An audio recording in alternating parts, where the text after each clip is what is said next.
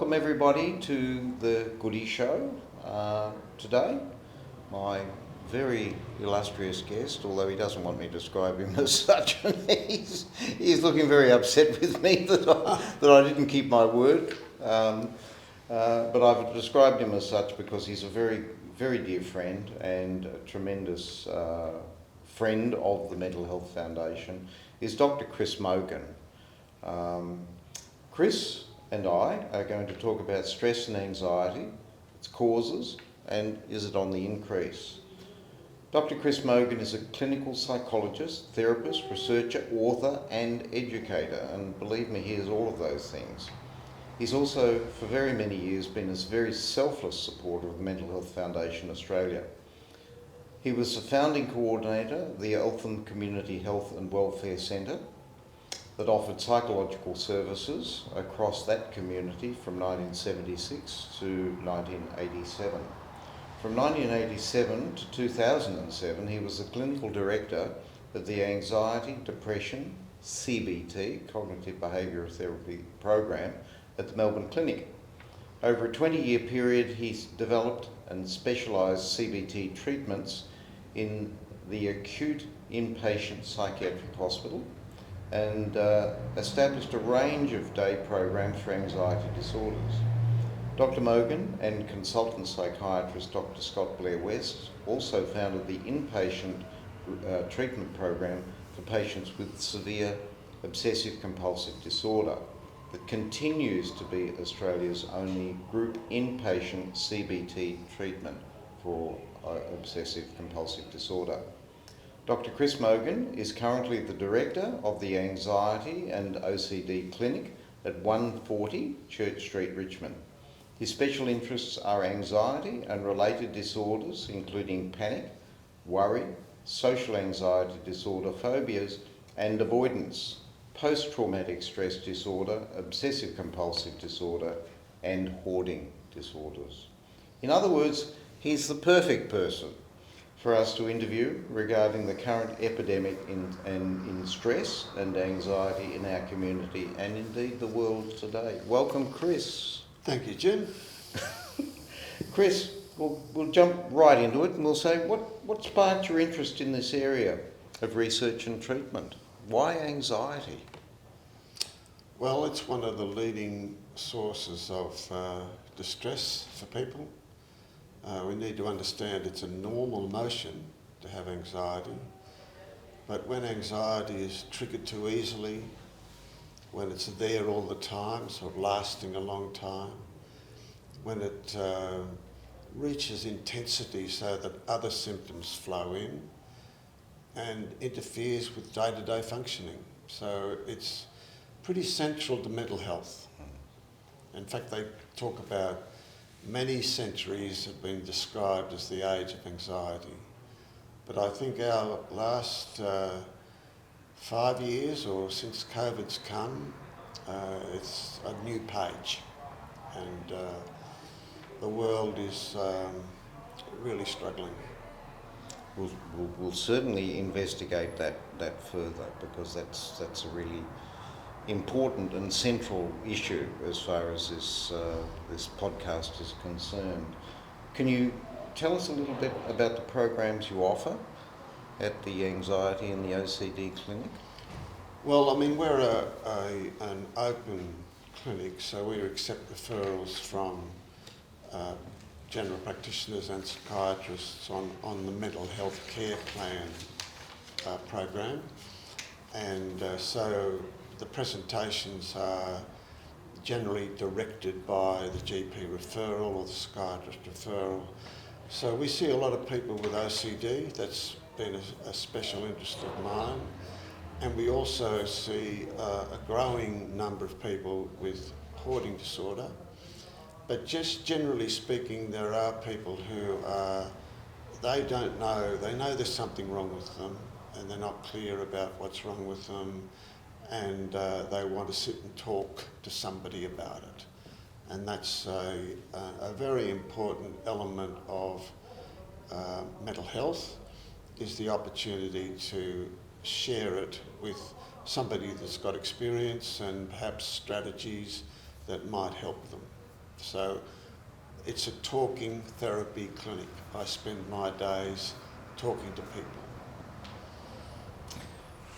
Getting back to what we touched upon, you recently wrote, "We are all facing uncharted territories and everyone in the community is experiencing unusual levels of anxiety in relation to their health, their financial security and livelihood. In these very difficult circumstances, it is very important to stay connected both with your personal and professional supports." What are the uncharted territories, Chris? What is different now? I think the pandemic, the COVID pandemic, was something that hit the world in a very similar way to the Spanish flu hit the world 100 years before. So, but that's 100 years before, it's not in anybody's memory. But what is in our memory now is just the disruption in family life, the disruption of industry and commerce, and the world's economies have all been affected by COVID. And so what's a positive has been the way in which modern science has enabled us to develop vaccination and has enabled us to educate people about how to manage it, and we're kind of on the way back to normality, but a lot of people have been very badly burned by it. And just at a simple level, you'd have two working parents have to work from home, whose job is more important than the other person's job, who's supposed to be looking after the children. So there's a lot of, at that internal, at just individual level, there's a lot of day-to-day stress, and it's still present because things have not got back to normal. A lot of people lost their jobs, and I think many people now are talking constantly about the cost of living.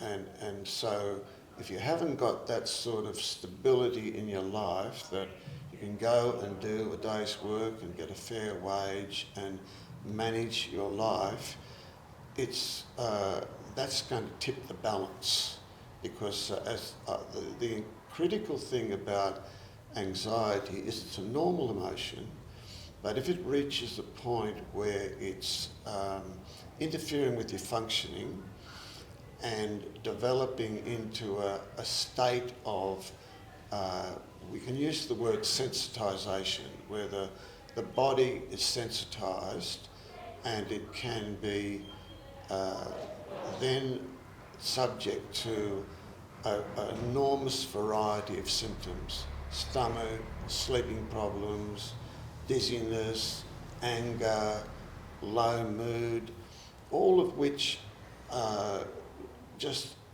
can be immediately alleviated if we can only help people to calm their mind, slow down their body, and stay in touch with life, Now what we want to do is get that peace of mind in order to be able to then sensibly problem solve.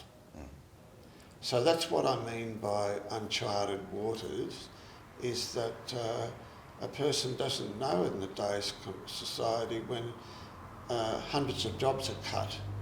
Come this December, who knows how many companies will say, we're reducing our workforce by such and such. And what are people supposed to do? So that's the day-to-day problem.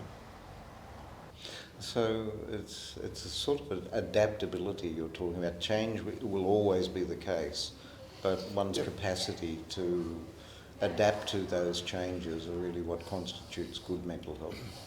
Adaptive learning. That's learning. what it's about. Adaptive learning, and so stepping back, looking at this situation, how do I handle this?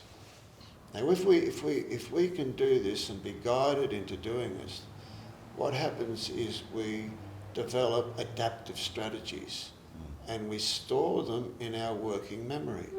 So when we're in a particular context, we aren't necessarily thrown into a panic state. What am I going to do?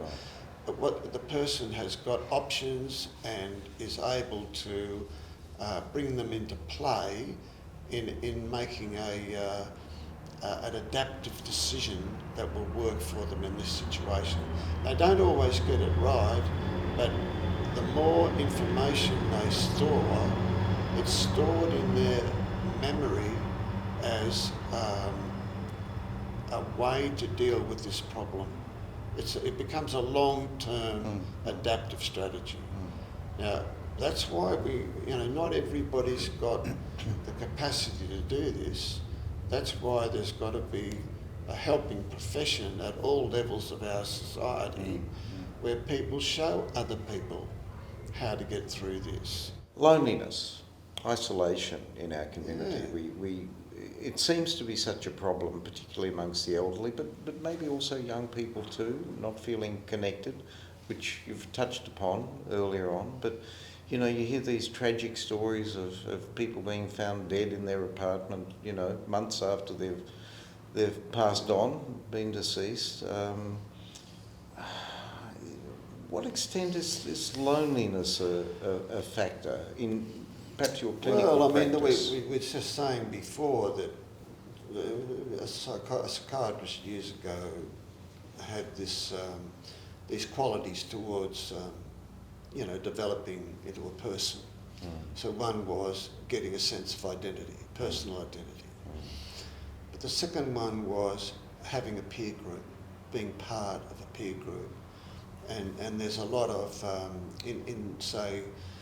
I've worked in mental health for a long time, and one of the areas of mental health which is underutilised is group therapy. Like when people have got a common interest, they come into a group, they get a lot of camaraderie, a lot of identification or recognition as a person.